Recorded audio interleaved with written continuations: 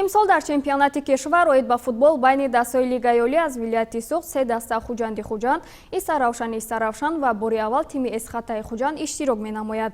Дастаи Хуҷанд марҳилаи аввали машқҳои худро ба мавсими нав оғоз кард. Гузориши Абдурашид Раҳимӣ дар ин бора.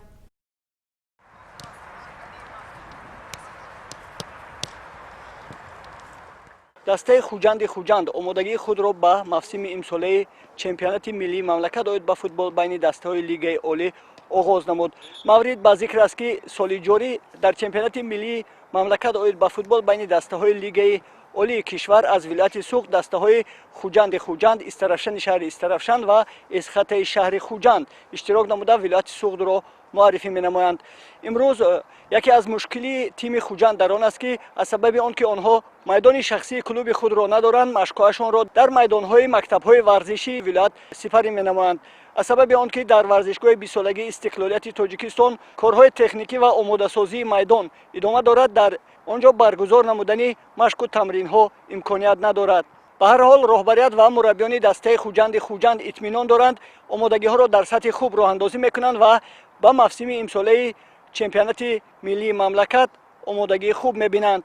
ба футболбозони дастаи Хуҷанд мураббии калон Рустам Хоҷаев, мураббии Фаррух Марофиев ва мураббии дарвозабонҳо Алишер Тучиев машқ медиҳанд. марҳилаи аввали машқҳои дастаи Хуҷанд айни замон дар як рӯз як маротиба роҳандозӣ шуда истоданд.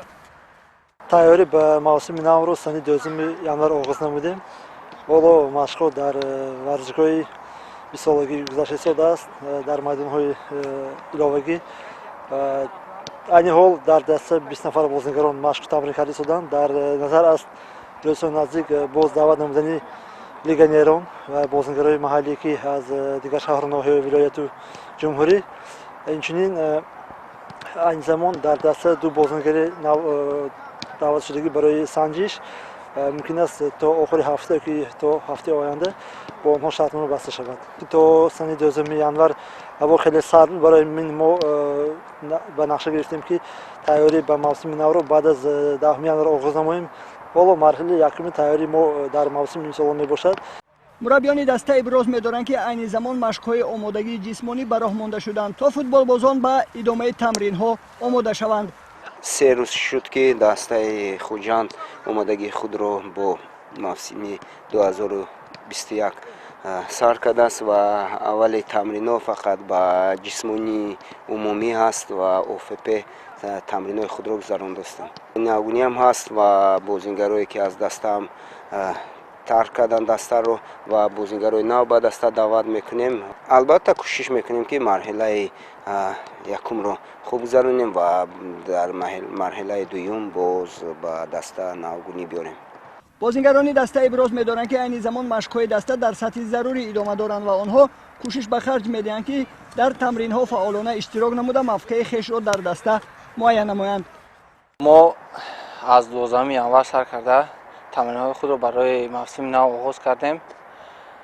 ҳамаи бачаҳо омода ҳастанд ва дар тамринҳо иштирок доранд. кӯшиш мекунем, ки имсол боз ҳам ба натиҷаҳои хубтар ноил гардему мухлисони шаҳри Хуҷандро хушҳол гардонем.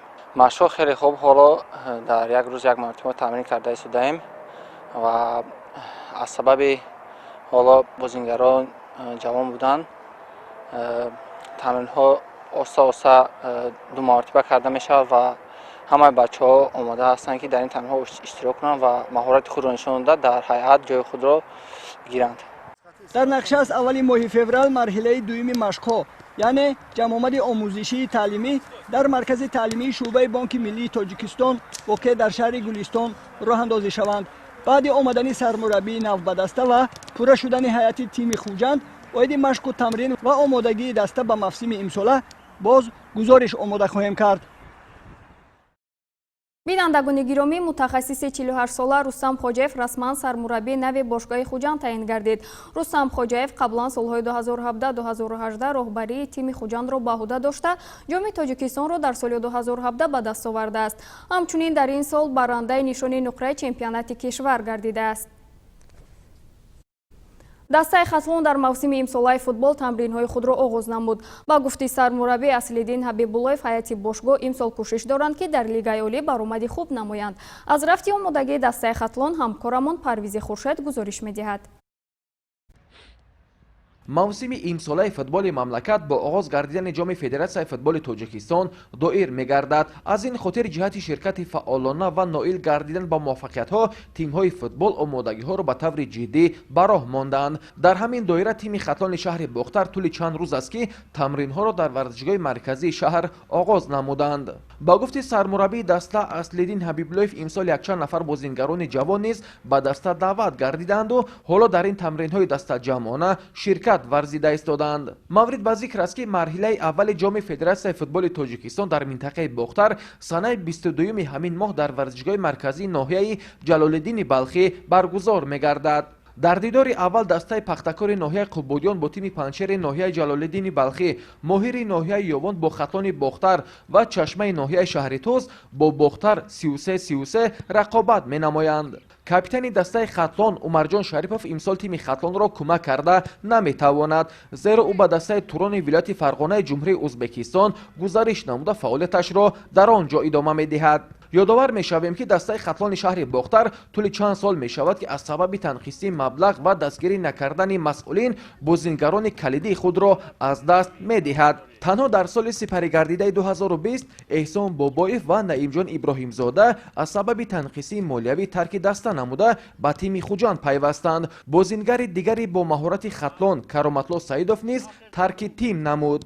қобили ёдоварест ки дастаи хатлони шаҳри Бохтар дар гузашта бо номи Вахш хеле машҳур буду бозингарони зиёди бо маҳоратро тарбия намуда эҳтироми ҳаводорони зиёди риштаи футболро соҳиб буд. тими мазкур маротибаи охирин соли 2009 унвони қаҳрамонии Тоҷикистонро соҳиб гардида буд. инак давоми 12 сол аст ки дигар ба ин муваффақият ноил шуда наметавонад. ба назари коршиносон агар ҳамин гуна шароиту таваҷҷӯҳи хеле кам 1-2 соли дигар сурат гирад, мумкин аст ки дастаи овозадори хатлони шаҳри Бохтар ба яке аз тимҳои қафомонда табдил ёбад. гузориши Парвези Хуршед барои барномаи иттилоотии хабар аз шаҳри Бохтар.